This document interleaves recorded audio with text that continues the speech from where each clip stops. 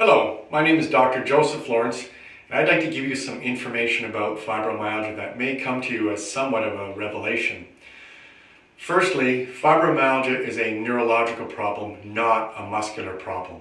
I know this may come as a bit of a surprise, but there's been a vast amount of research that's demonstrated that fibromyalgia is actually a neurological problem owing to the fact that the individuals suffering from this disease, their brains function much differently than those that do not.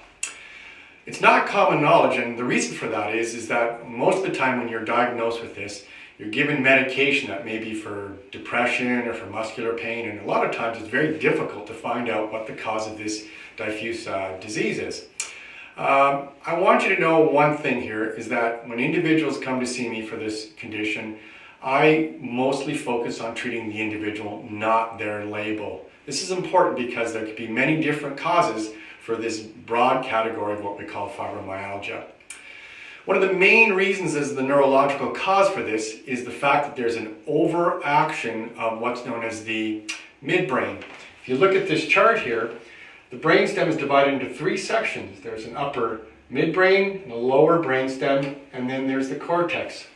Where the problem derives from is that this midbrain, if it isn't dampened or controlled by the cortex and the lower brainstem, there's all sorts of conditions can occur as a result of this. What can happen is you can get blurry vision, you'll be sensitive to sound, headaches. This area of the spine has many connections to the gut that can cause constipation or diarrhea. It can also cause overaction of the adrenal gland. When the adrenal gland is overactive, it'll send cortisol through the system and particularly into the brain where you get this fibro fog.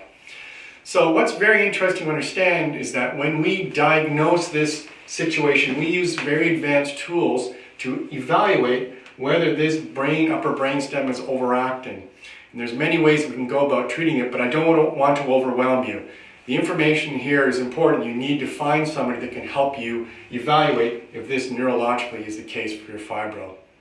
I'd like to thank you for visiting the page, and we look forward to helping you. Thank you.